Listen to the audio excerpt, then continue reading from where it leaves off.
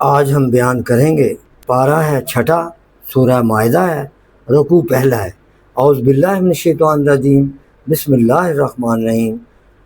الیوم اکملت لکم دینکم واتممت علیکم نعمتی ورضیت لکم الاسلام دینا۔ ترجمہ پیش خدمت ہے، آج میں نے تمہارے لیے تمہارا دین کامل کر دیا اور تم پر اپنی نعمت پوری کر دی اور تمہارے لیے اسلام کو دین پسند کیا، یعنی دین مکمل کر دیا۔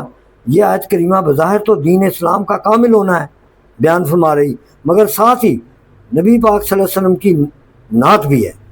اس کا شان نزول یہ ہے کہ حج الوداع، یعنی جب اللہ کے محبوب صلی اللہ علیہ وسلم آخری حج ادا فرما رہے تھے، جمعہ کا دن تھا، 9 تاریخ ذی الحج ہے، عصر کے بعد کا وقت ہے۔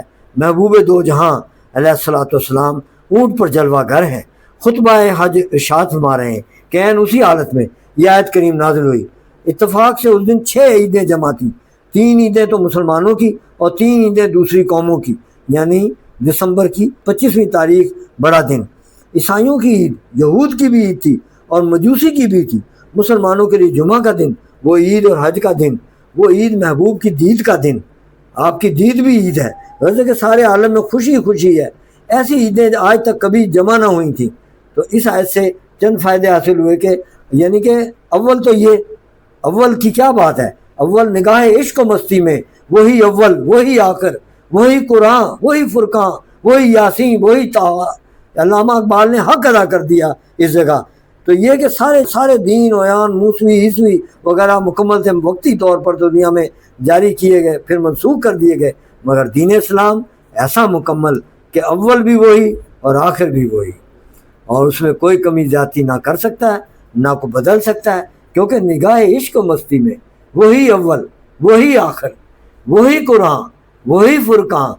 یا رسول اللہ آپ ہی سب کچھ ہیں، وہی یاسین، وہی طٰہٰ، شروع میں بھی آپ ہیں اور آخر میں بھی آپ ہی ہوں گے۔ تو نہ کوئی قرآن کو بدل سکے، نہ کوئی نیا نبی بن کر آئے، نہ کبھی یہ دین منسوخ ہو۔ جیسے کہ طبیب اپنے کمزور مریض کو اولاً مختلف دعائیں غذائیں بدل کر دیتا ہے، پھر جب پوری طاقتور مریض آ جاتی ہے تو اس کو اعلیٰ غذا پر لا کر چھوڑ دیتا ہے، یا کہ بچہ کو گھٹی اور دودھ وغیرہ جیسے عارضی غذائیں، پھر جب بچہ طاقتور ہو گیا تو اس کو روٹی دی گئی۔ اس طرح یہ دوسرے کہ جس طرح دین اسلام تمام دینوں سے زیادہ کامل، اس طرح بانی اسلام علیہ السلام تمام مذاہب کے بانیوں میں افضل اور اکمل۔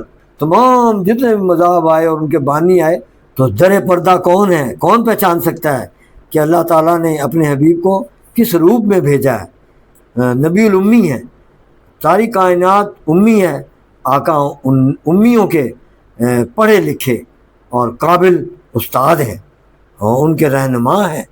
ہاں، اس دنیا میں بھی رہنما اور آخرت میں بھی رہنما، اس دنیا میں بھی شفیع، اس آخرت میں بھی شفیع، اور اس دنیا میں بھی ساتھ لے کے چلنے والے اور آخرت میں بھی ساتھ۔ تمام کائنات ان کے جھنڈے تلے ہوگی قیامت والے دن، نفسی نفسی پکار رہے ہوں گے لوگ، اور آقا نامدار صلی اللہ علیہ وسلم امتی امتی فرما رہے ہوں گے۔ تو اگر کسی کھانے میں زہر پڑا ہو تو اس میں تمام عمدہ مسالے بھی ڈال کے تیار کی جائے تو وہ بھی کھائے گا تو مر جائے گا۔ جس درخت کی جڑ کٹ گئی ہو، پھر اس کے پتوں کو عمدہ پانی دودھ دیا جائے تو بیکار ہے۔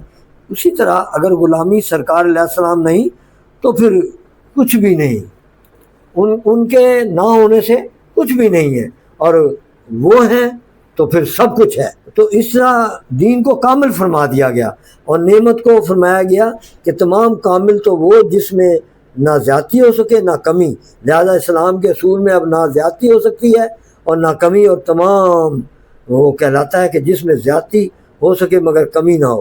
تو اگر مراد نعمت سے مسائل شرعیہ ہیں تو بھی، اور اگر نعمت سے مراد فتوحات ہیں تو بھی زیادتی ممکن ہے۔ پانچویں یہ کہ جب اللہ تعالیٰ اسلام سے راضی ہے تو بانی اسلام علیہ السلام سے بدرجہ اولا راضی ہے۔ اسی طرح مسلمانوں سے راضی خدا تعالیٰ اسلام پر قائم رکھے، آمین ثم آمین یا رب العالمین۔ آخر دعوانا الحمدللہ رب العالمین، والصلاۃ والسلام علیک یا خاتم النبیین، صدق اللہ علیہ۔